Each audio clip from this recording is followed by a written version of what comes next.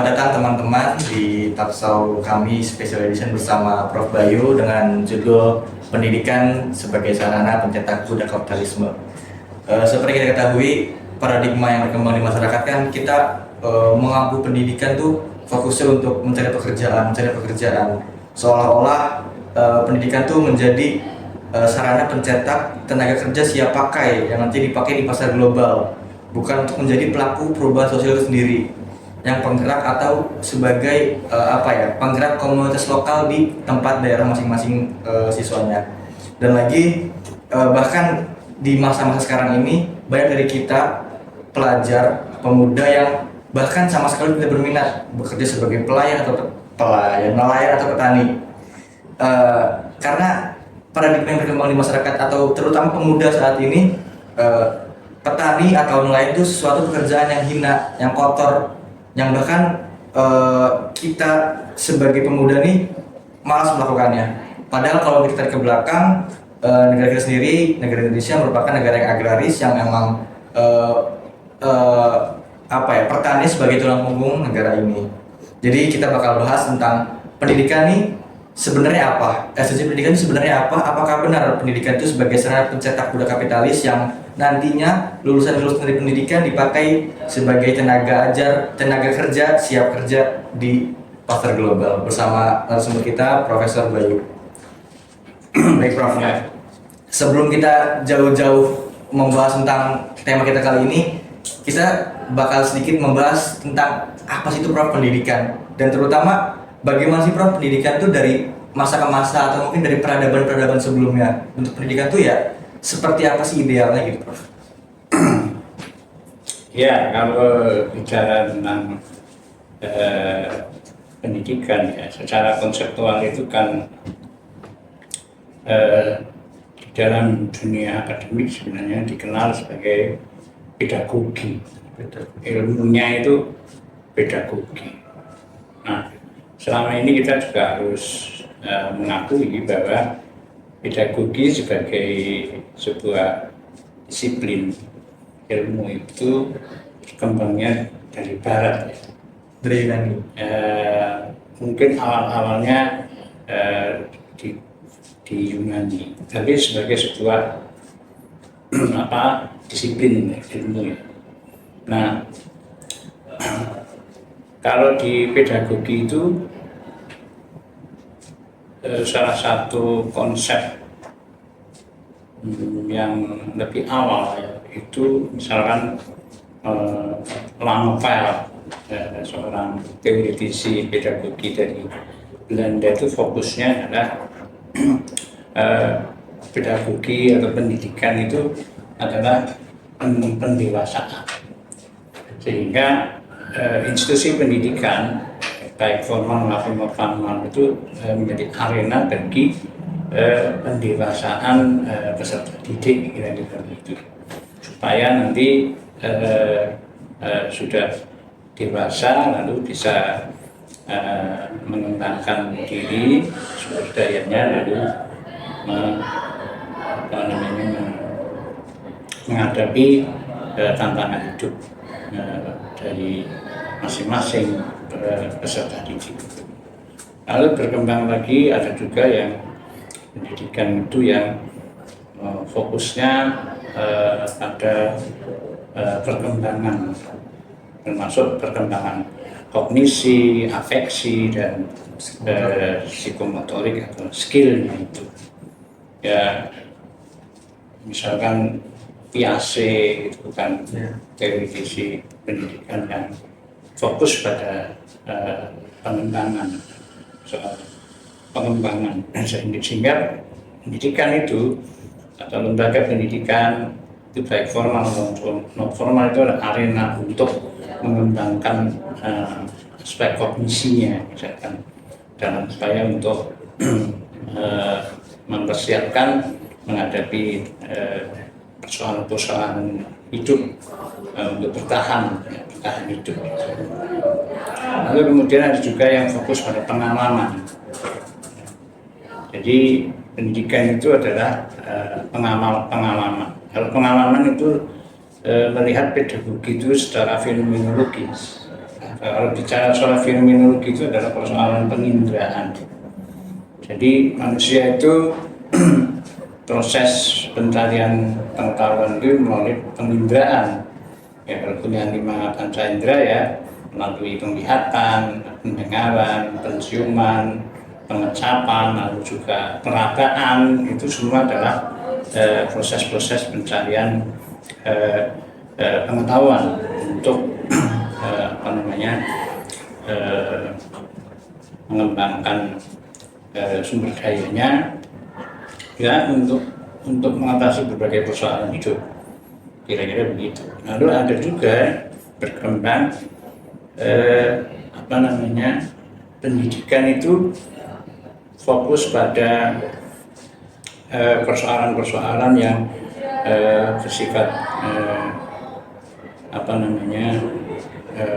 ketidakadilan sosial. Nah, disitulah yang disebut sebagai pedagogi kritis itu, dan itu salah satu pionir teoretisinya, tokohnya adalah Paulo Freire, misalkan seorang Marxis sebenarnya yang kemudian melakukan refleksi di Brasil yang menjadi fokusnya adalah kapitalisme. Nah, kapitalisme itulah yang dianggap oleh Paulo Freire sebagai penyebab utama munculnya ketidakadilan sosial. Lalu dia setelah berefleksi bahwa masyarakat industri yang mudah produksinya adalah kapitalisme itu menyebabkan ketidakadilan sosial. Mengapa? Karena memang itu disengaja bagi kaum kapitalis untuk memapankan struktur sosial yang tidak adil. Lalu kemudian Paulo Freire menawarkan satu konsep yang disebut sebagai pedagogi kritis atau pendidikan bagi kaum tertindas itu. Dan beberapa konsep yang ditawarkan adalah misalnya pendidikan problem posing, ya, pendidikan hadap masalah. Nah, itulah kira-kira perkembangan pendidikan. Kalau dilihat dari sisi perkembangan teorinya ya selama ini, kira-kira begitu. Nah, kalau mau mendiskusikan persoalan-persoalan di seputar kapitalisme itu ya menggunakan pendidikan pedagogi kritis. Nah, itu kira-kira. Itu Bung, kira. Betul, Prof. Terima kasih, Prof. Jadi kita kan tadi udah membahas perkembangan dan tentang kayak pembentukan pengetahuan di pendidikan seperti apa, mulai dari pengalaman, penginderaan dan lain-lain. Nah, perkembangan pendidikan kan juga ada banyak jenjang waktunya, Prof. Ya?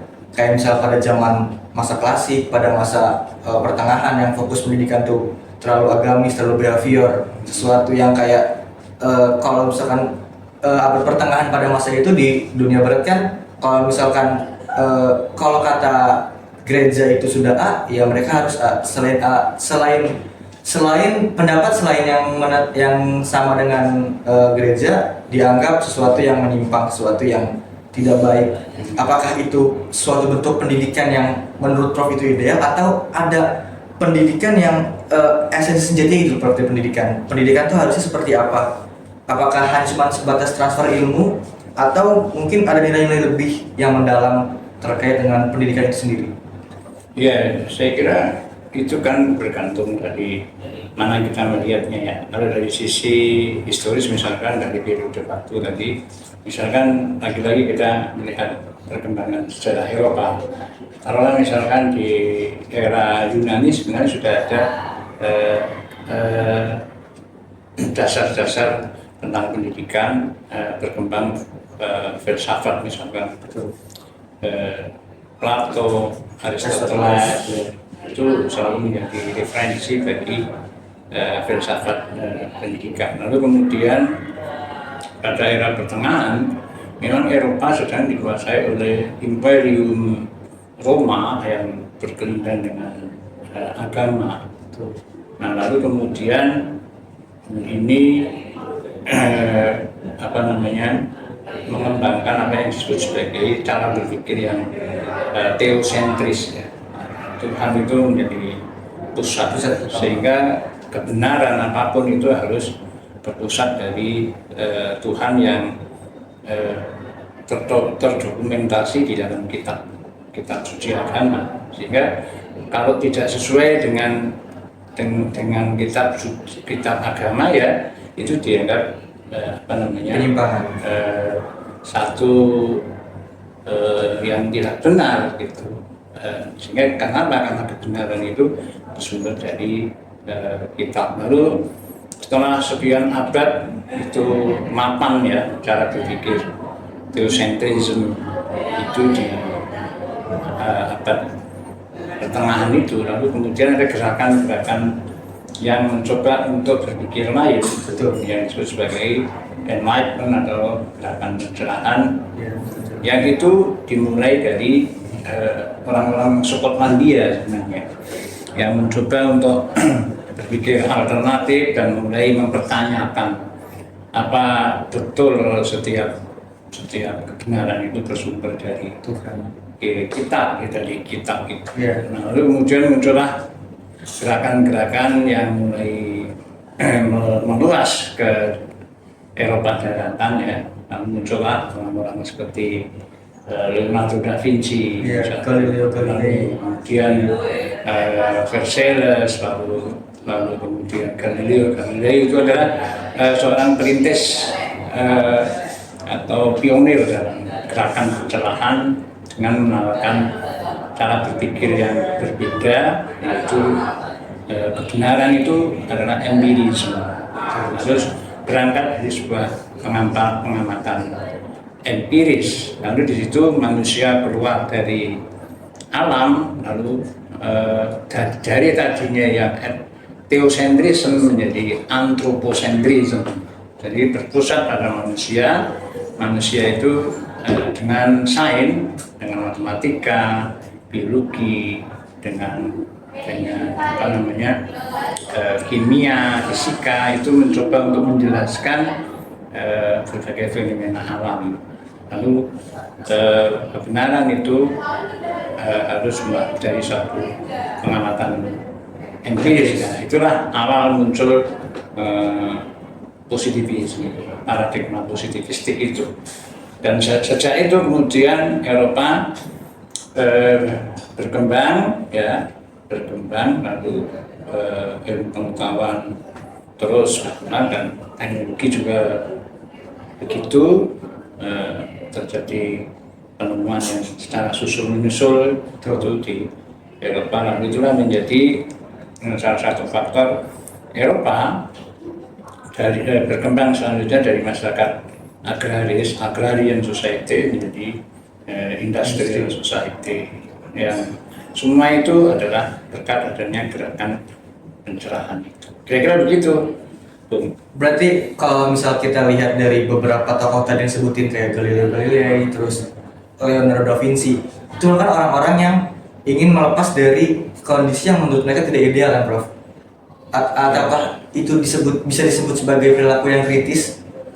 Ya, untuk waktu itu bisa disebut sebagai pemikiran yang kritis karena memang melakukan cara berpikir yang berbeda. Ya, tidak seperti tadi cara berpikir di abad pertengahan yang teosentrisme itu. Nah, ini tapi manusia itu sebagai pusat, lalu mengandalkan sains itu tadi. Nah, itu memang salah satu cara berpikir yang tidak puas dengan cara pikir sebelumnya. Maka itu boleh disebut sebagai satu gerakan pemikiran kritis karena mereka ini melakukan aksi-aksi yang sifatnya radikal, mengubah struktur berpikir, cara berpikir, struktur sosial sebelumnya, yang kemudian menjadi embrio bagi lahirnya cara berpikir positivistik itu, dan itu menjadi penyebab Eropa berkembang sangat pesat ya, dan berubah dari masyarakat agraris menjadi Industri. masyarakat industri yang mode of production-nya itu adalah kapitalisme. Kira-kira begitu. Tapi kapitalisme itu nanti juga menjadi masalah. Nah, apa namanya, hasil dari gerakan pencerahan itu. Tapi itu kan dalam konteks ini kan ya karena apa namanya, kalau kita membahas kapitalisme ya justru di situ gerakan pencerahan juga yang melahirkan positivisme itu menjadi salah satu sasaran utama atau kritik utama dari pedagogi kritis yang berhaluan Marxis seperti Paulo Freire itu. Jadi kritis terhadap kapitalisme karena kapitalisme menjadi salah satu penyebab ketidakadilan sosial. Kira-kira gitu. Jika kita misalkan berangkat dari kapitalisme, Prof, sebenarnya biar teman-teman semua juga mengerti dudukannya seperti apa sih, Prof, bentuk kapitalisme itu yang sebenarnya itu, Prof, yang ada di lingkungan kita, sejatinya di lingkungan kita tuh kayak ternyata di lingkungan kita ini ada bentuk kapitalisme loh. Seperti apa, Prof? Ya, namanya kapitalisme itu tadi moda produksi. Jadi sebelum kapitalisme lahir, masyarakat kita ini kan agraris. Betul. Kalau masyarakat agraris itu moda produksinya itu adalah feodalisme. Betul. Jadi tuan tanah melakukan hubungan produksi dengan buruh-buruh itu, lalu kemudian diberi ongkos, maka fee ya, fee, maka itu feudalism. Nah, lalu ini berubah ketika tadi ada munculnya pabrik-pabrik produksi massal, mesin-mesin saing tadi dan teknologi itu menjadi industrial. Nah, industri, lalu kemudian moda produksinya itu adalah kapitalisme. Jadi kapitalisme itu ya dari kata modal yang mengakumulasi modal, itu hubungan produksinya antara kalau dalam pandangan Karl Marx yang awal itu dalam masyarakat kapitalis itu, dalam masyarakat industri yang modal produksinya kapitalis itu hanya ada dua kelas, yaitu kelas borjuis dan kelas proletar. Nah, ini melakukan hubungan produksi produksi massal dibantu oleh mesin-mesin tadi yang memiliki mesin-mesin modal itu, pabrik-pabrik itu modal itu yang memiliki adalah kelompok borjuis, kelas borjuis. Lalu yang menjadi buruh itu adalah kelas proletar. Nah, ini melakukan hubungan produksi, membuat gelas, membuat alat-alat rumah tangga itu secara manufacturing, pabrik dan produksi massal. Tapi itu hubungan produksinya itu bersifat eksploitatif. Nah, jadi itu dieksploitir yang buruhnya itu atau kelas proletarnya itu, yaitu melalui mekanisme yang disebut sebagai komodifikasi. Nah, kalau Anda mau lebih jelas tentang komodifikasi itu ya sederhananya begini. Jadi kelas pekerja itu melakukan hubungan produksi dengan pemilik modal itu diubah menjadi nilai tukar. Jadi manusia ini sebagai pekerja itu diubah menjadi nilai tukar dalam hubungan produksi ini.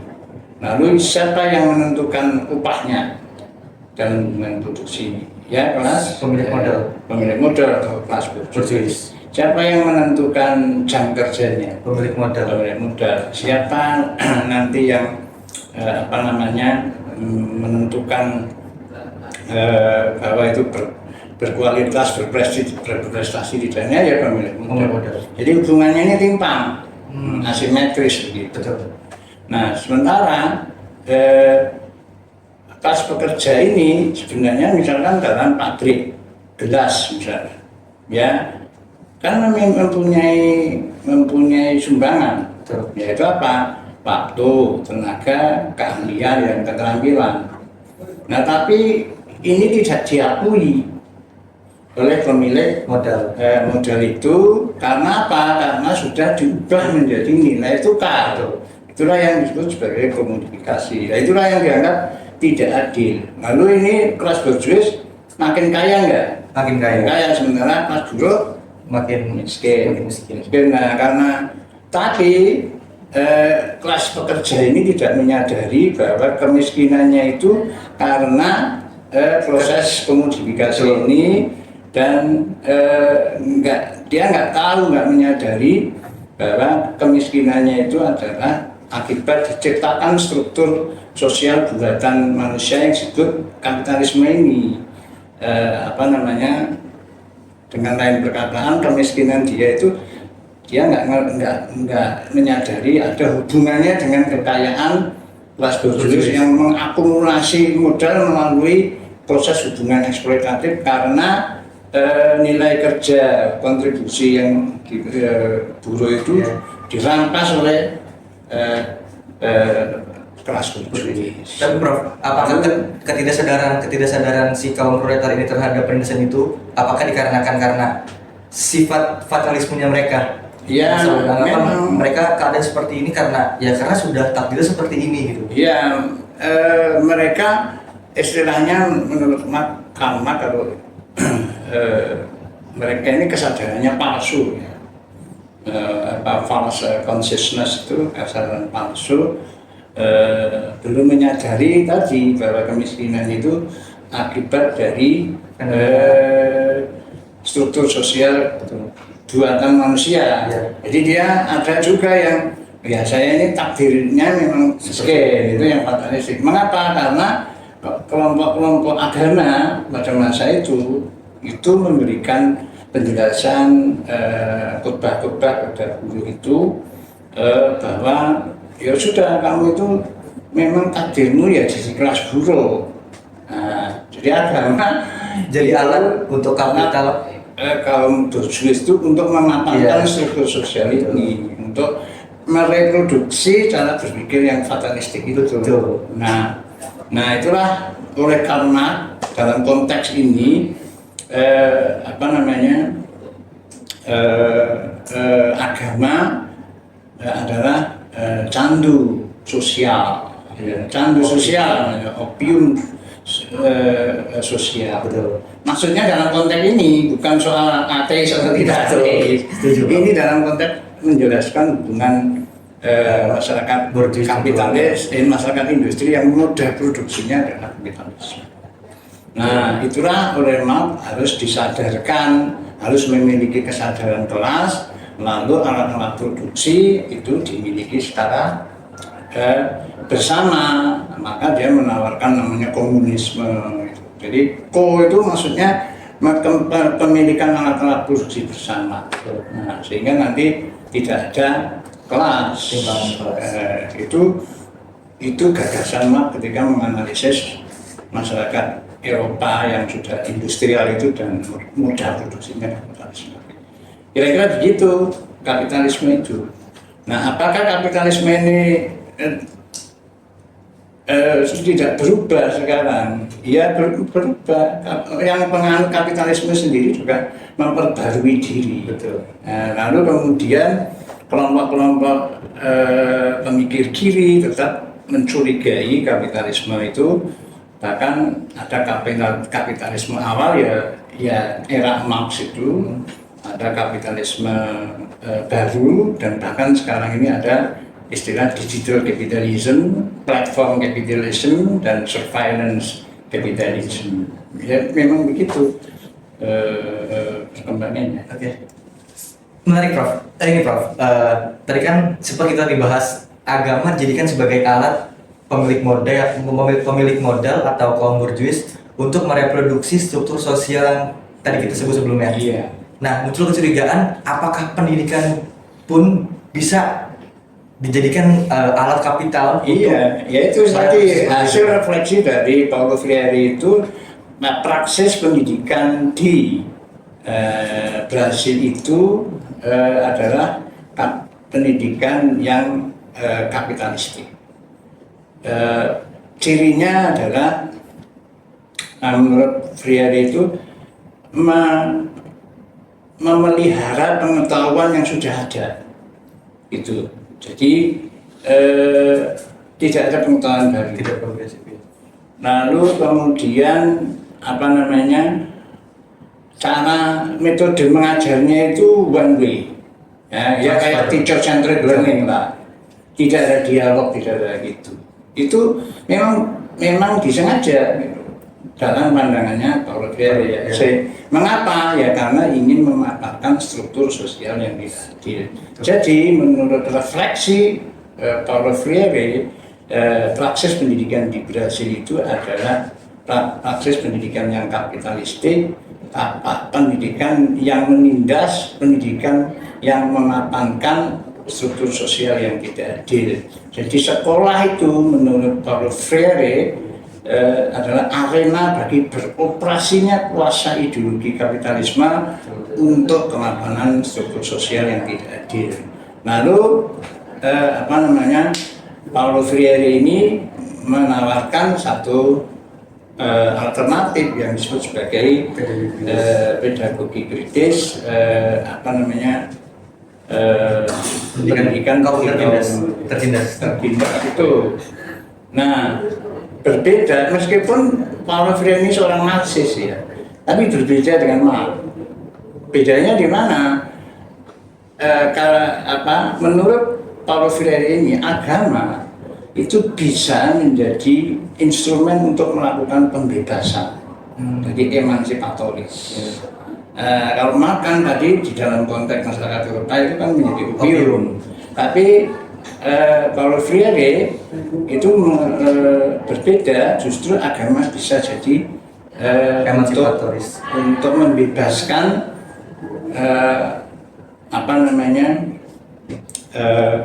cara berpikir yang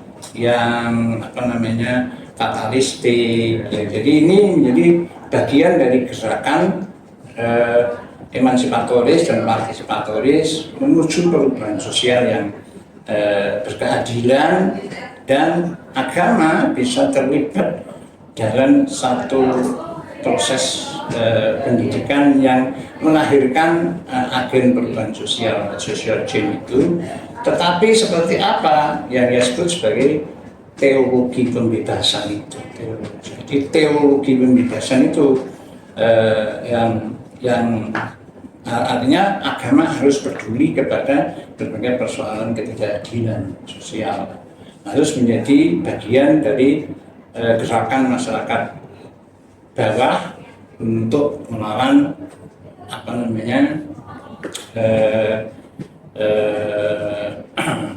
kekuasaan yang di drive oleh kapitalisme. Kira-kira gitu. Oke, Prof.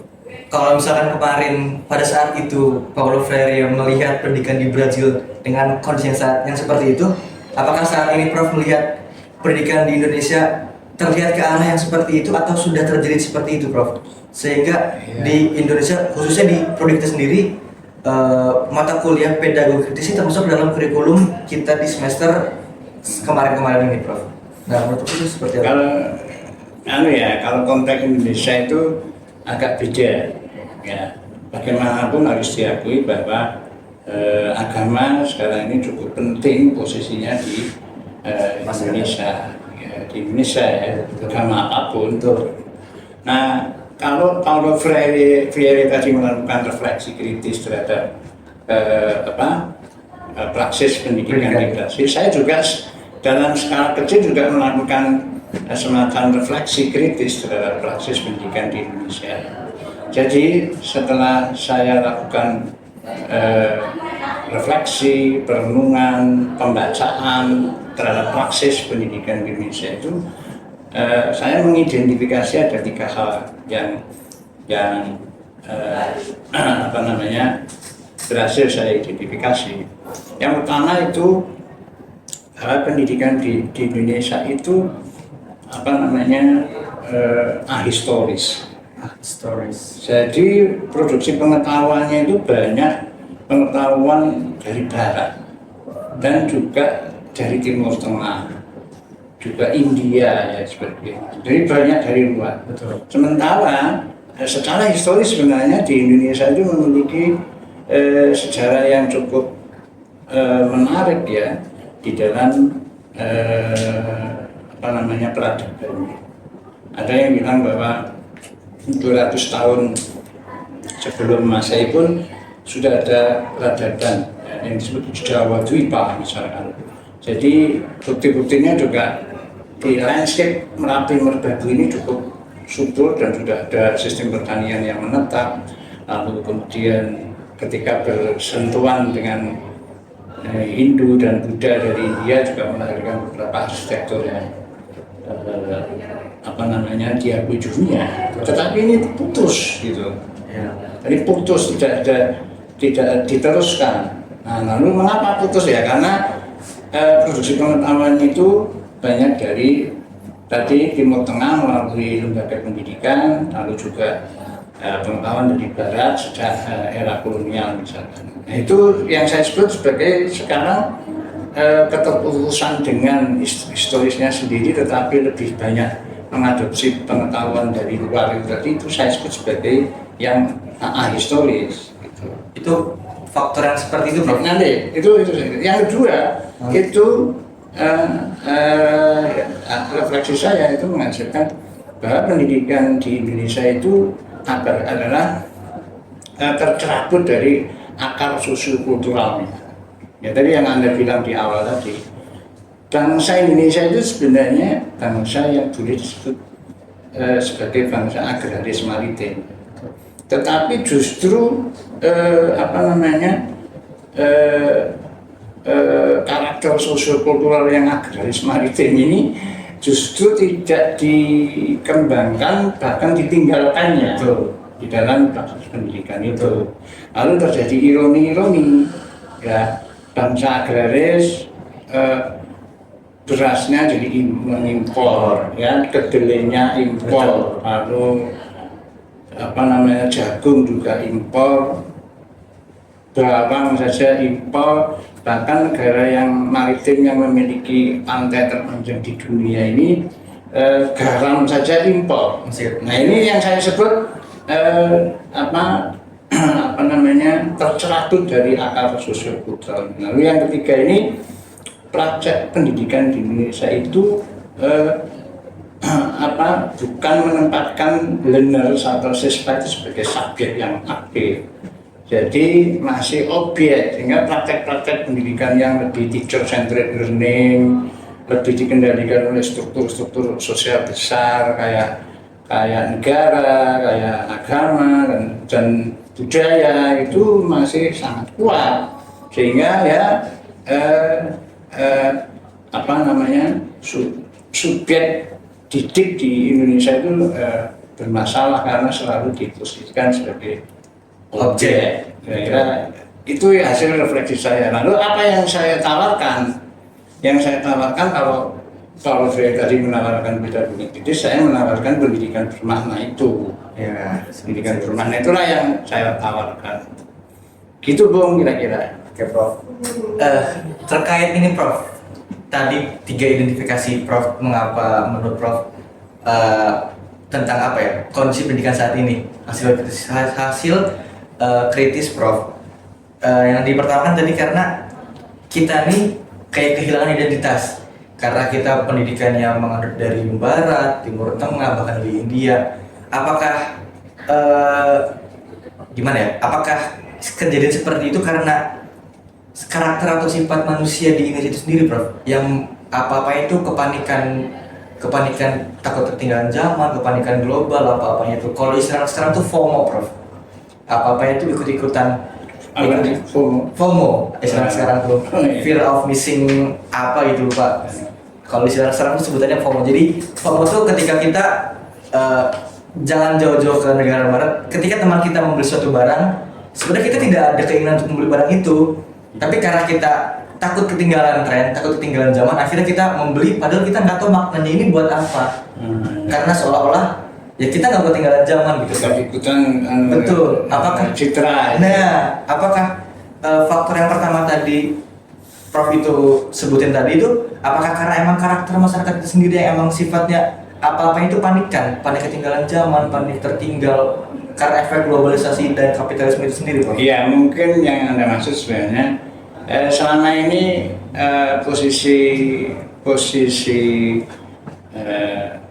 warga negara Indonesia dalam relasi dengan dunia luar atau di internal pun sebenarnya tetap dalam posisi yang dipandang. Jadi tidak memandang, itu bukan subjek tadi. Mungkin menghasilkan karakter yang seperti itu.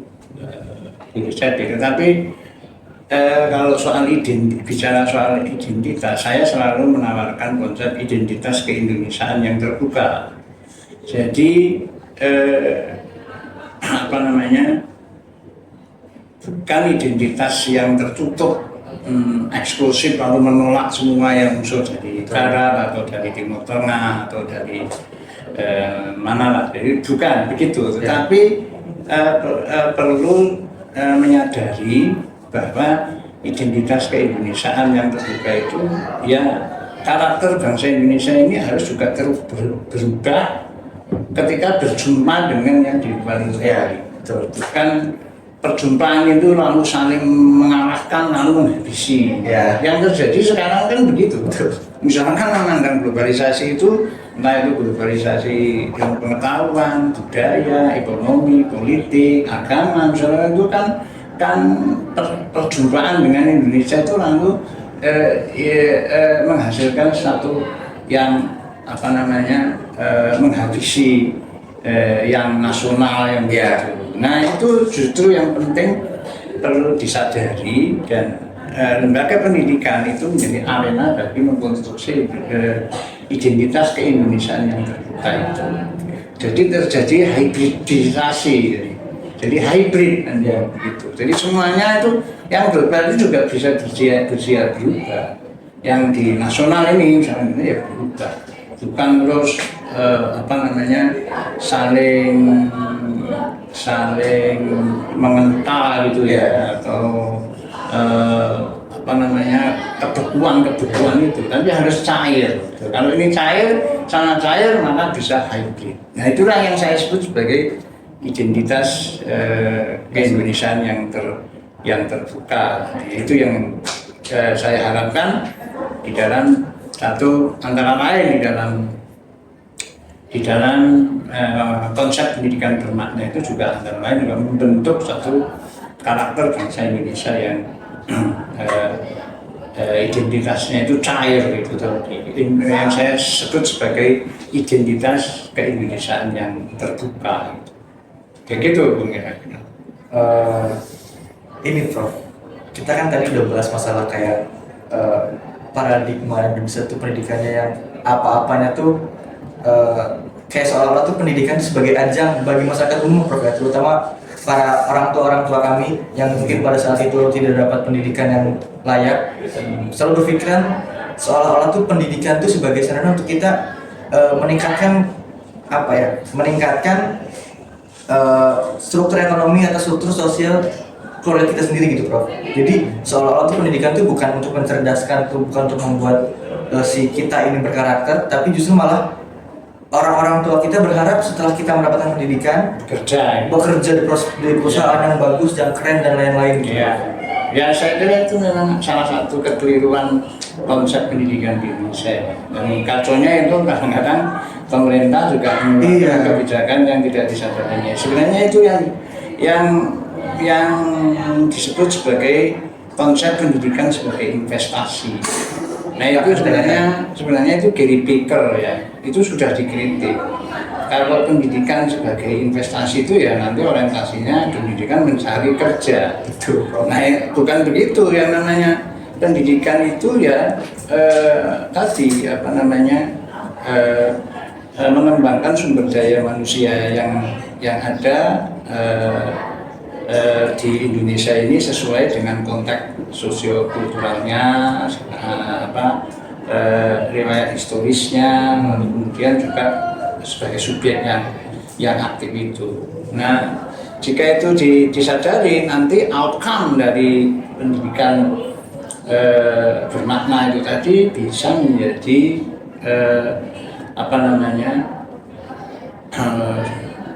sumber daya manusia yang bisa membudidayakan ke sumber daya alam yang ada di Indonesia. Jadi ya masa kita punya sumber daya alam yang melimpah tapi kita tidak bisa membudidayakan, semuanya diserahkan pada asing. Nah, di situ jadi kalau nanti pendidikan yang saya sebut sebagai pendidikan bermakna itu melahirkan sumber daya manusia yang bisa membudidayakan kekayaan agraris dan maritim tadi, industri kan berkembang, Betul. lalu mandiri, Betul. lalu pekerjaan itu tercipta dengan sendirinya, lalu disitulah pendidikan terus mensuplai sumber daya manusianya untuk terus membudidayakan sumber daya alam. Nah, itu yang saya maksud sebagai pendidikan bermakna. Tidak seperti sekarang, sumber daya justru praktek pendidikan malah dibiayai oleh jualan sumber daya alam. Betul. Tidak dibudidayakan. Betul. Nah, kacaunya itu tetap menggunakan konsep pendidikan sebagai investasi. Betul. Itu kekeliruan yang tidak disadari tapi fatal, ya. Dan repotnya itu pemerintah selama ini menggunakan konsep itu, pendidikan sebagai investasi. Ya mestinya pendidikan itu menjadi arena bagi pengembangan sumber daya manusia yang bisa membudidayakan sumber daya alamnya, yang konteks sosiokulturalnya seperti apa. Nah, tidak terbalik. Nah, nanti kalau tetap sebagai investasi ya kepanikan yang nanti dihitung-hitung, nanti sudah sampai investasi ini nanti kok ada untung kerja. Betul. Nah, jadi itu Tapi kan hal Prof, yang nggak disadari. pemikiran seperti itu kan yang benar-benar sudah melekat di pikiran kita sebagai masyarakat Indonesia, Prof. Seolah-olah kita kalau kuliah tinggi-tinggi tapi tidak bekerja di perusahaan yang emang terkenal dianggap gagal, dicap tidak berpenghasilan. Maksudnya tidak bermakna lah pendidikan, karena patokan pendidikan bermakna bagi masyarakat, terutama bagi kaum orang tua yang konservatif, itu berpikiran kalau kita pendidikan itu bermakna selagi kita lulus mendapatkan pekerjaan yang layak dalam tanda kutip, mendapatkan nominal gaji yang cukup besar sebagai tolak ukurnya. Ya saya kira itu tadi kalau melihat pendidikan itu bahwa pekerjaan itu ditempatkan sebagai tujuan, Betul. efek dari pendidikan yang berkualitas. Berarti kan secara nggak langsung masyarakat itu sendiri mendukung praktik ketimpangan sosial itu sendiri, Prof. Ya, Karena tapi tidak disadarinya. Iya. Karena konstruksinya terhadap pendidikan Betul. juga mengikuti konstruksi Konsepnya sama seperti pendidikan pada masa Karl Marx, cuman kita beda caranya saja mungkin ya, Prof. Karena kan pada masa Karl Marx, pada masa itu mungkin penindasan kapital di perusahaan dan lain-lain. Kita mungkin di sistem pendidikan dan sistem pemikiran kita yang seolah-olah ya emang seperti itu, seolah-olah tuh kita mahasiswa nih yang butuh perusahaan, bukan perusahaan yang butuh kita. Dan mungkin itu kan jadi sebagai konsep komodifikasi yang terbarukan kan, Prof? Tapi sebenarnya pernah juga sih ya, meskipun mungkin nggak sadar juga di Indonesia ini sering misalkan jangan jadi manusia Indonesia itu yang mencari kerja, tapi menciptakan kerja. Ya. Tapi tidak disadarinya mungkin. Kalau sistem pendidikannya sebagai investasi ya kan mungkin. Iya, betul. Ya tadi loh, pendidikan yang bermakna itu, yang outcome-nya itu bisa membudidayakan sumber daya yang ada. Jadi itu pilihan-pilihan strategis di dalam pengembangan masyarakat industri di Indonesia, kebijakannya juga harus sinkron dengan ini. Gitu. Yeah. Nah kalau ya maaf ya, misalkan pendidikan sudah capek-capek yang berkualitas, nanti tiba-tiba programnya tuh makan gratis, nanti bagaimana? Ini kan jadi kontradiktif. Nah ya itu perlu dikoreksi. Misalkan gini lah, pemerintah itu oke lah, makan gratis memang perlu mungkin ya, tapi harus diteliti dulu. Apakah diprioritaskan atau ya kira-kira masyarakat yang mendapat prioritas perlu diberi makan gratis itu yang seperti apa? Dipetakan dulu, ya itu dulu ya. bukan kok terus semuanya Karena terlanjur jadi. malah menimbulkan masalah, katanya berkah malah jadi musibah. Jadi kan kayak gitu. Nah ini sebenarnya maunya pemerintah mungkin baik juga ya, Betul. tapi salah strateginya. Ya, Karena selalu betul. saya katakan prinsip pendidikan bermakna juga pendidikan itu bukan untuk memberi ikan, tetapi berilah jala Betul. Bagaimana untuk cara bisa menangkap ikan. Tapi lebih bagus lagi berilah pengetahuan untuk bisa membuat jala. Betul. Nah itulah prinsip pendidikan itu. Nah dengan begitu nanti namanya lapangan kerja akan tercipta dengan Sendirinya. Tapi semuanya harus sinergis. Sudah pendidikannya mungkin benar, tapi kebijakannya malah bertolak belakang, itu kontradiksi, itu boros dan apa ya, apa namanya, ya kita tidak sadar berjalan pada satu hal yang justru tidak move on. Mungkin involutif ya, involutif itu perumitan tetapi jalan di tempat, banyak tenaga itu tidak bergerak ya. Malah mungkin yang saya sebut kalau terlalu banyak kontradiksi ya nanti malah ya, kayak orang di jalan lumpur itu loh, makin bergerak makin tenggelam.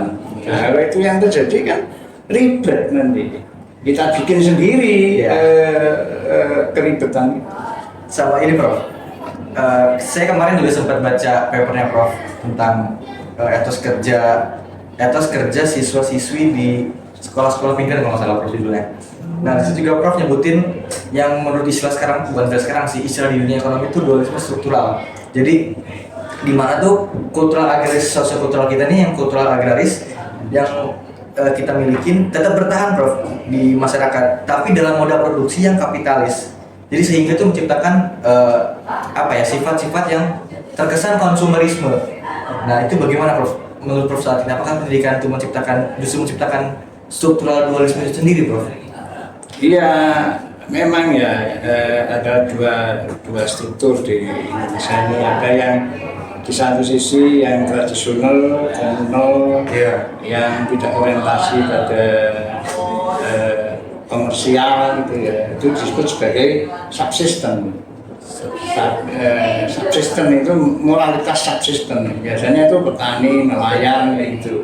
Bakul itu subsisten. Jadi kalau dia melakukan produksi itu bukan untuk akumulasi kapital, mengembangkan perusahaan lalu berorientasi komersial, enggak, tapi ya untuk dikonsumsi sendiri. Itu subsisten untuk yang kecil-kecil. Jadi kalau misalkan bakul serabi di Bantul itu sejak dulu ya volumenya ya begitu, bentuknya ya begitu, dan nanti ya yang penting itu bisa hidup, survive, bisa di istilahnya mereka itu dijaga untuk mengambil penghasilan, tapi tidak berkembang gitu. Nah sementara kalau yang modern berorientasi komersial itu yang mengembangkan unit-unit baru yang bisa menyerap tenaga kerja. Tapi itu kan masalahnya kapitalisme. Nah maksud saya justru oke lah, itu tidak berarti dilarang. Tapi jangan lupa bahwa negara kita ini kan sosialisme demokratik ya, menurut Undang-Undang Dasar dan Pancasila itu sebenarnya sosialisme demokratik. Artinya negara punya peran supaya tidak yang kaya, yang kapitalis ini mengeksploitir terus yang tradisional. Nah justru disitulah perlunya kebijakan afirmatif yang melindungi ini gitu, masyarakat yang masih subsisten. Nah bukan itu dibiarkan diajak modern, itu juga tidak mudah ya. Tapi harus hati-hati ini untuk mengubah moralitas subsisten masyarakat di bawah ini. Harus hati-hati lah. Jadi yang penting ada intervensi negara. Jadi ini misalkan ya begini yang selalu saya contohkan, misalkan Unilever, kapitalis kan, Betul. dia memproduksi Pepsodent, Betul. pasta gigi ya. Betul. Nah itu yang kalau pendidikan bermakna ini kebijakan pemerintahnya harus di-share, harus memaksa Unilever untuk men-share produksinya. Jadi 70% kamu bikin sendiri, tapi 30% tolong itu di-share ke masyarakat ini. Iya. Nah, lalu dari mana sumber daya manusia? Ya kami sediakan dari SMK misalkan itu. Jadi mereka terlibat, mungkin bikin tutupnya, bikin kemasannya. Nah itu namanya kebijakan pemerintah yang melindungi yang ini. Jadi tidak justru sektor modern menghisap yang tradisional, tapi justru saling mutualitas yang tradisional ini disiapkan SDM-nya melalui pendidikan bermakna itu. Jadi di situ yang saya maksud ini kebijakan pendidikan yang sosialisme demokratik. Tapi ini nggak dilakukan ya. Lalu ya lapangan kerja jadi sempit. Kalau saya jadi penguasa itu saya buat regulasinya, buat kebijakan. Karena kapitalis ini kalau masyarakat daya belinya itu kuat, juga untung juga. Tidak untung hanya hitung-hitungan uangnya, tapi untung dalam kebersamaan itu kan eksistensi dia dan juga kuat toh. Itu kayak yang terjadi di negara-negara yang maju yang menggunakan taruhlah misalkan kayak welfare state itu. Begitu.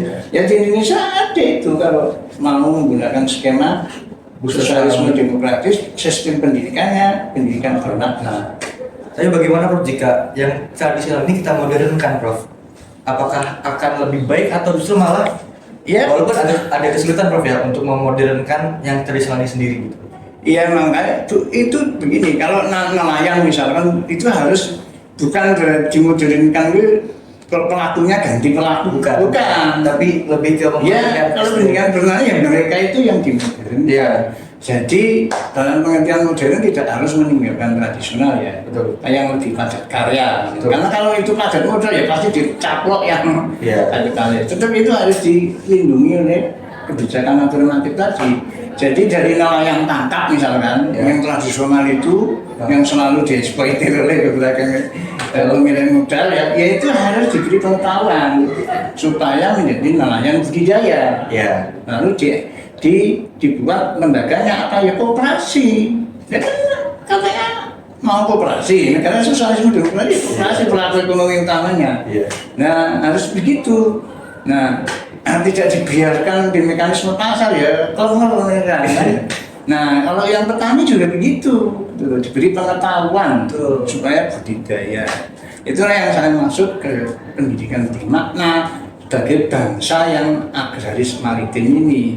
Jadi nelayannya itu bukan dikonstruksikan dekil, miskin, yang ini bukan, yang berpengetahuan dan budidaya. Itu caranya gimana? Ya diberi pendidikan. Malah apa? Ya pendidikan bermakna itu bagi bangsa Indonesia. Karena kan konsep ini kan kebanyakan para petani mereka hanya bisa menanam, bertani, dan ketika hasil itu udah panen mereka bingung mau membuang kemana hasil tani mereka dan ujung-ujungnya dimanfaatkan dan eksploitasi oleh itu kan ada kooperasi. Kalau punya komitmen bisa saja itu kan masalahnya nggak punya komitmen itu loh. Lalu hanya program-program papan nama kayak gitu ya harus bersinergi. Apa nggak bisa asal ada komitmen gitu ya, asal leadernya oke, leadershipnya oke. Untuk 5 tahun depan agak susah kayaknya, Pak. Ya bukan soal waktu ya, tapi karena pernyataan soal waktu itu sudah jauh dulu gitu. Iya sih. Nanti komitmen. Ada komitmen. Saya beri contoh berkali-kali ya. Itu loh kereta api itu. Dulu kan jelek sekali kan ya. Sebagai BUMN, nyatanya leadership yang bagus, ada komitmen. Semuanya yang dulu bagus toh. Nah, ada corporate culture yang bagus di situ. Artinya apa? Itu contohnya bisa bangsa ini bisa untuk ke arah lebih baik itu. Asal punya komitmen. Tapi kalau dan dipimpin oleh pemimpin yang bisa diandalkan itu. Bisa diandalkan yang punya komitmen itu, malah pemimpinnya isu sendiri. Alun sendiri kan gitu yang terjadi ribet seperti yang saya bilang kasih saya itu. Betul, Pak. Kalau bangsa tidak mau mampu berkompetisi di luar dalam peradaban manusia, ya berebut di dalam. Betul. Kalau itu yang terjadi, ya makin mundur itu. Hancur. Terakhir Pak, tadi kita tuh udah banyak nyinggung Bapak terutama banyak nyinggung tentang pendidikan bermakna. Nah, bagaimana sih Pak konsep pendidikan bermakna ini yang Anda tawarkan sebagai solusi bagi masa depan kita sebagai masyarakat, terutama bagi ya kita pelajar lah Pak, kaum muda.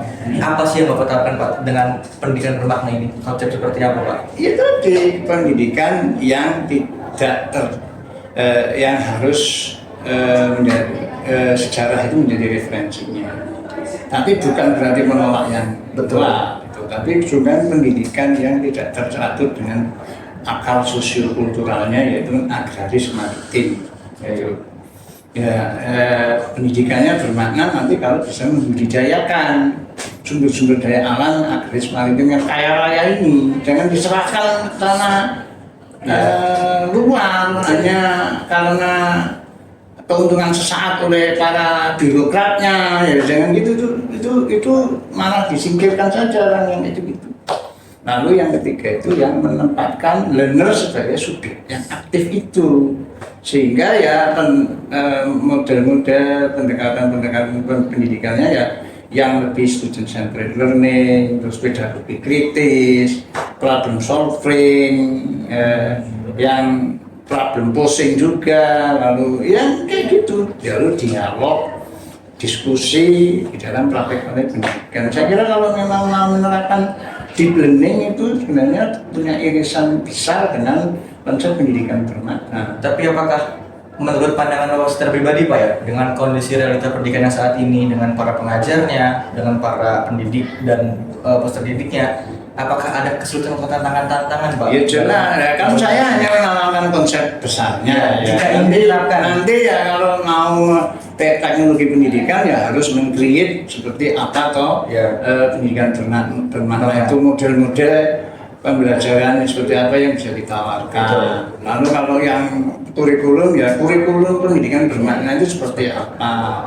Kalau nanti pendidikan luar sekolah sana itu pendidikan non formal yang bermakna itu seperti apa. Ya begitu, terserah silakan mengembangkan ya Maksudnya gitu. dengan realita kondisi saat ini Prof, menurut Prof, realistisnya tuh apa sih kesulitan untuk kita nerapin ini gitu Prof, dengan kondisi pendidik atau pengajar yang mungkin kadang-kadang hanya gaji buta mereka ngajar, naruh buku, tulis halaman 1-5, terus dia pergi.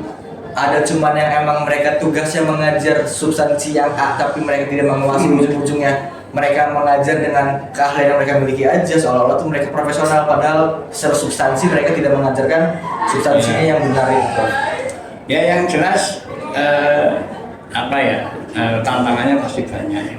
Baik yang hambatan kultural yang terkait dengan worldview, pandangan yang seperti yang dikatakan tadi pasti ada.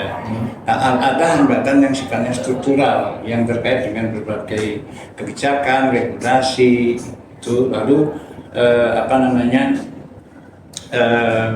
konsep-konsep yang digunakan selama ini itu pasti ada.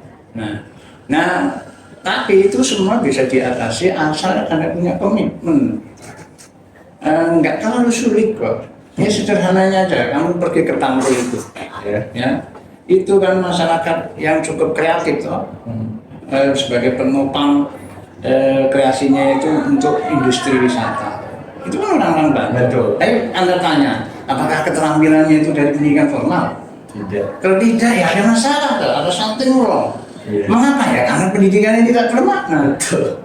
Tidak Kurikulum, sosiokultural. kalau mengembangkan kurikulum bermakna ya berarti harus dilihat konteks sosiokulturalnya masing-masing gitu. Berarti pada pembedaan dong Prof kalau seperti itu Prof. Jika dalam satu kelas berisi 10 orang dengan mungkin jangan jauh-jauh dengan 2 kelompok suku yang berbeda, mungkin harus ada. Iya jelas, namanya kontekstual kok. Iya. Seperti saya bilang, misalkan di Bangka Belitung, Iya. di situ konteks sosiokulturalnya apa? Ternyata di sana itu karena sumber daya alamnya itu ada namanya wawet, sarang burung walet. Iya. Oke, ya ada sarang burung walet itu kan potensial. Betul. Lalu gimana itu dibudidayakan? Kan gitu pertanyaannya. Lalu harusnya apa sumber daya manusia yang bisa membudidayakan? Ya pendidikan. Maka saya usulkan sederhananya, ya udah kamu bikin SMK walet. Daripada waletnya itu sarangnya diambil yang dari alam itu diekspor ke Cina lalu dibalikkan ke sini dalam bentuk makanan, harganya 10 kali lipat.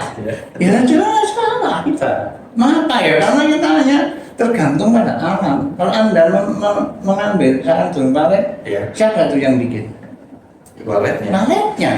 Nah manusia dong kalah sama walet loh. Untuk punya pikiran juga jelas nggak bermakna itu. Kalau Anda ke Papua sana, itu di sana itu ada apa misalkan? Sana ada Yang dimanfaatkan. hutan misalkan, Ya. berbagai jenis itu, tapi harus dikelola dengan baik. Betul. Jangan dibatalin habis kayak nanti Sumatera, Kalimantan, ya dijualin sumber daya alam, nggak dibudidayakan. Betul. Nah, padahal kayak Anda belum bicara ini, belum bicara laut. Iya, baru masih dalam. Nah, 70% kan perairan. Betul. Kekayaan kita melimpah. Kenapa kok Kita tidak bisa mengelola itu. bisa mengelola? Nanti yang terjadi bahwa ada masyarakat di Kalimantan Tengah misalkan atau di Papua mencari ikan di rawa-rawa, Iya. lalu kemudian dijual untuk beli sate. Iya. Ini dari bagaimana? Betul. Ini tidak bermakna. Betul. Gitu loh menurut saya. Oke? Oke, Prof. Cukup, Prof. Kita sesi hari ini. Semoga bisa menjawab pertanyaan dari judul talkshow kita hari ini. Ya. Prof. Bayu. Oke. Prof. Bayu menawarkan pendidikan bermakna sebagai sarana kita buat ya memanfaatkan Kita yang mandiri lah. Indonesia yang mandiri berdikari, memanfaatkan keadaan sosiokultural kita sehingga kita sendiri itu bisa berdiri di kakinya sendiri, tidak menjadi budak dari kapitalisme. Terima kasih teman-teman, selamat menyaksikan, sudah selesai dong. Cukup dari kami, terlebih mohon maaf, sampai jumpa. Oke, terima kasih. Ya, oke, Bung.